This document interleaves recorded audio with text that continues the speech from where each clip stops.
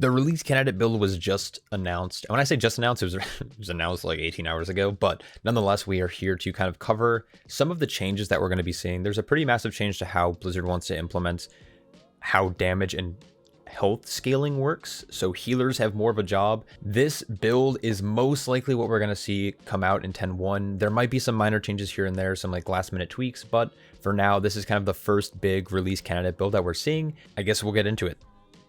So the biggest change right off the bat, Blizzard announced that they're deciding to increase both player stamina and enemy damage. And they're going to scale these kind of in concordance with each other. So player stamina, especially for tanks, it's going to be noticeably higher. You're going to see tanks go from like having like our 500k health pool, maybe 550k health pool that we had in season 1. And in the same gear, we're getting almost to like 700k. And demon hunters can actually hit, I think, like a mil or so. With this change, we're actually seeing, you can see here, 717k. I'm 416. So this is where a lot of players are, maybe a little higher, maybe a little lower on live servers. But 717k health, if we're in Metamorphosis, we have a mil. We actually have 1.07 million health, which is kind of insane. Some other tanks are obviously going to benefit in a very similar way. Things like Vamp Blood, things like Incarnation. Those types of abilities are really going to elevate tank health pools. And while damage is being increased, you're going to see a lot of changes in these notes that are trying to reflect that change, trying to increase our healing across the board in most of kind of the major areas. So let's talk about it. All right, so first things first, the Death Knight, not a lot of changes here, if I'm being honest. They're increasing the Blood Plague healing by 25%. They're also increasing Relish in Blood by 25%, which is a talent. And of course, Leech from Voracious increased by about 20% or so to reflect these health pool changes. The majority of a Death Knight's healing comes from Death Striking, and the majority of Death Strike's healing comes from damage that you're taking. So they didn't need to really tweak much in terms of this. We also still have things like Umbilicus. The tier set's going to be giving Vamp Blood. So Death Knights are going to be really strong with this change. So they didn't really have to adjust much here. Moving on, the Demon Hunter, we're seeing a lot of healing across the board from like Feast of Souls to Fell Devastation to like the Hunt now healing you for more. There's some other changes that I don't think will be as impactful. For example, they're buffing Soul Barrier. I don't think Soul Barrier is typically played. I can't imagine it's going to be played in the near future either. If anything, you would play Bulk Extraction to complement the tier set, but I can't imagine Soul Barrier is going to be the play. Also, Revel in Pain, with the tier set granting free like fiery brands, you might get a little bit more use out of Revel in Pain, but the pathing to get there is kind of shit. But then you're seeing some really cool changes like Charred Warblades, I should say. Our tier set is going to be increasing the fire damage we deal, so this was a nice little change to complement that. Also, we are getting increased healing from Soul Fragments, and the bonus value from consuming Soul Fragments by 25%. And probably the biggest change out of everything was the Frailty buff. Now, this is to scale with damage, of course, because Frailty healing is based off of the damage you're dealing. So because our damage isn't being increased, but enemy damage is, and our health pool, we need to try to kind of stay on par with that without nerfing the class. So Vengeance will probably be in the same spot. Both Death Knight and Vengeance Demon Hunter probably won't benefit as much, though a lot of their healing is based on the damage they recently took. So it's actually a pretty solid change for both of these tanks. Let's scroll down to Guardian Druid. Guardian Druid's in a little bit more of a unique position. Some of their healing was increased by a flat 25%. You're seeing like Lunar Beam, Alun's Favored, for example, if you're playing a Galactic Guardian build. Those are both being increased by about 25%. We're seeing a Wild Growth and Rejuve increase, but we're also seeing a 50% increase to Swiftment and Regrowth. The unique thing about this is, in conjunction with Protector of the Pack, Dream of Cenarius might, at least it opens up to at least not be totally useless in Mythic Plus and Raid content. That build specifically will be increased more than the change to the health pool and the enemy damage. They're also having Brambles reflect 25% additional damage, which is more of a damage buff, if anything. I guess the reflect portion, you're not going to be taking that. It's going to be reflecting it instead. And the coolest change and the biggest change here is actually Ursoc's Fury. And while it is to try to keep it on par with the enemy damage done, the tier set interacting with our Thrash and our Maul/Raise damage, Ursoc's Fury might end up being the meta for Mythic Plus. At least this is my early prediction.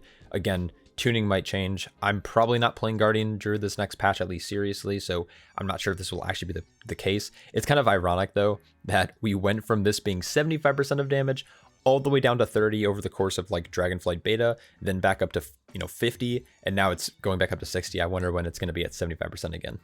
But for the time being, Guardian Druid actually is going to benefit a lot from this change because their major heal, Frenzied Regeneration, is based off of maximum health.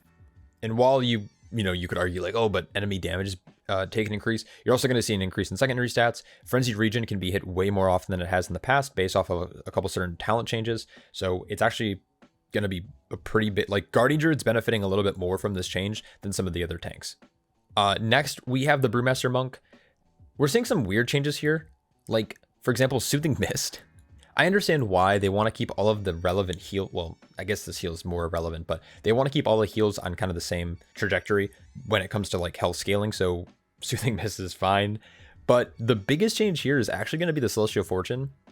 I don't think we technically need a change to this. I'm happy to see it. Celestial Fortune, for those who play Brewmaster and familiar with how the healing profile works, but Celestial Fortune is typically in our top 3 heals. It really depends on the type of content you're doing, but typically it's going to be Celestial Brew, Gift of the Ox, and Celestial Fortune all competing for in the top 3. There's certain like maybe low level content. Celestial Fortune will be number 1. Sometimes Gift of the Ox will be number 1.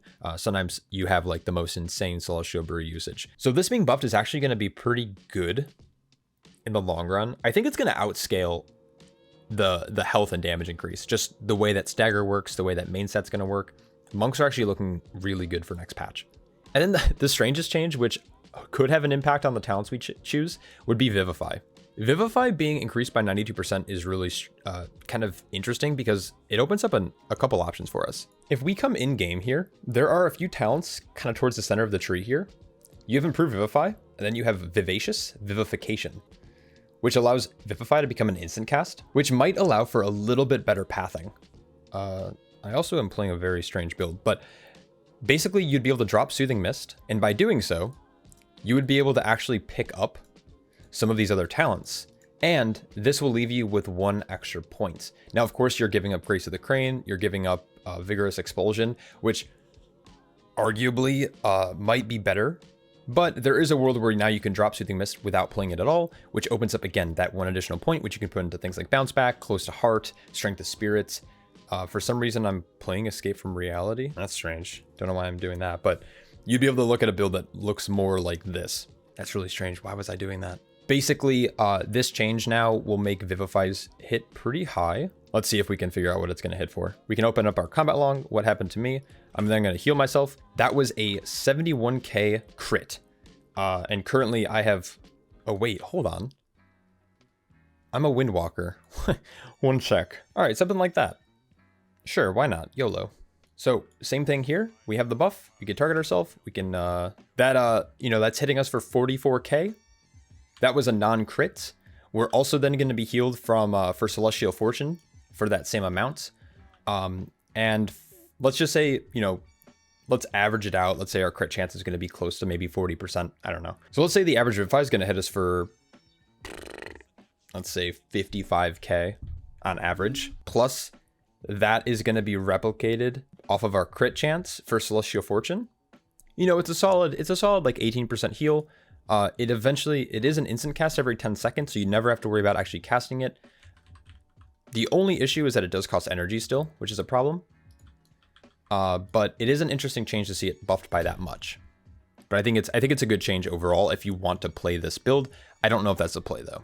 Essentially though, like I said before, what it does is it opens up 1 extra point. Anyways, I just thought that was kind of an interesting change to Vivify. But moving on, we now have Paladin. Now, I'm not gonna lie. Paladin is looking so strong for next patch, and I was a little disappointed to see them actually do any kind of scaling here. Now, of course, things like Word of Glory, that's fine. Of course, Light of the Titans being buffed as well is kind of fine, but they're also increasing the absorption shields for Moment of Glory and Bulwark, again, in concordance with that health pool increase.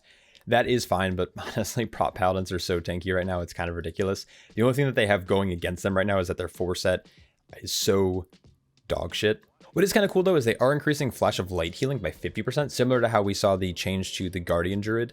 That is going to help them, off heal a little bit better if they need to in those kind of situations. Grievous is going away, but someone is like low on health after a pull, they can help heal up with Flash of Light, or if they ever feel like off healing. Last but not least, we have Warrior, and Warrior got some pretty major changes.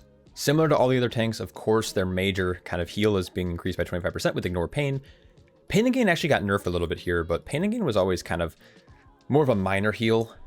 Typically happened very passively. A lot of the healing that Warriors are going to do comes from either straight up mitigating damage, either that, Ignore Pain shields, or through obviously the high amount of leech that the tank can have through talents like One Hand Spack plus Leeching Strikes.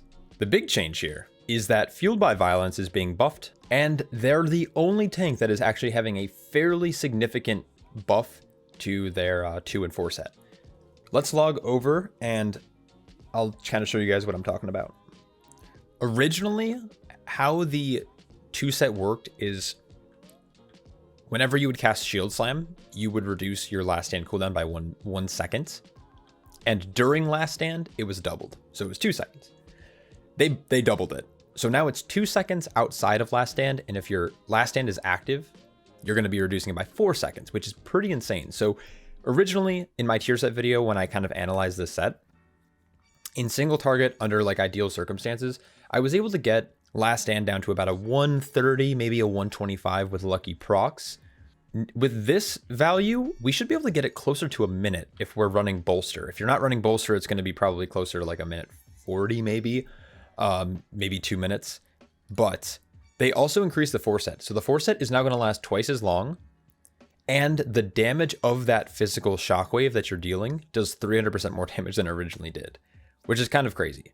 In Mythic Plus, this is really going to shine. In single target, I think having Last Stand actively being able to be used as well as having it as like an offensive cooldown is pretty cool.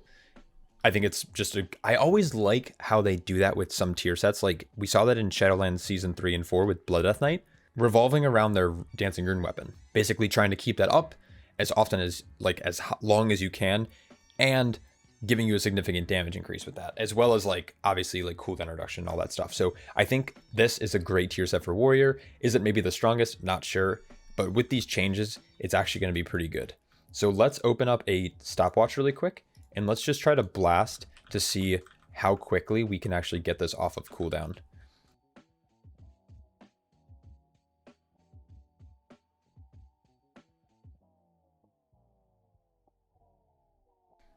So it took me about a minute 15 to get this off of cooldown. Now, of course, it does depend on procs. I'm not running the most ideal build here for pure single target damage, though you can definitely make a case that you can probably get it closer to a minute, which is really strong. Now, of course, my details isn't working because this is the latest build. I'll have to figure out how to get details working again here shortly. And if I find anything really cool, I'll probably share some stuff about it, or when I do my tier list video.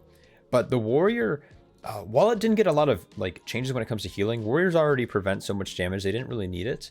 And the tier set being changed actually puts them in a much better light. I think Warriors had one of the weakest sets for both single target and AoE. The impact it would have on Last Stand was pretty minuscule before. Now it feels a little bit better. And of course, the tier set damage feels a lot stronger as well. So yeah, that's pretty much all of the major changes. Now there was a lot of like things to dungeons. Of course, a lot of things happened to other classes, but again, this is mostly a tank centric channel. So let me know what you guys think about these changes. I like the kind of the stance they're taking with this, increasing player health and the damage. Of course, we saw something similar at the start of Dragonflight as well.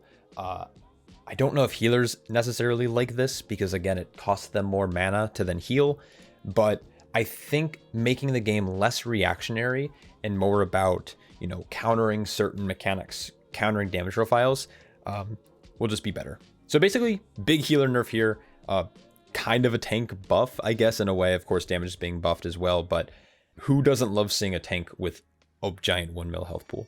Anyways, I hope you guys enjoyed this little breakdown. Let me know what you guys think in the comments below, and I will catch you guys all in the next one. Peace.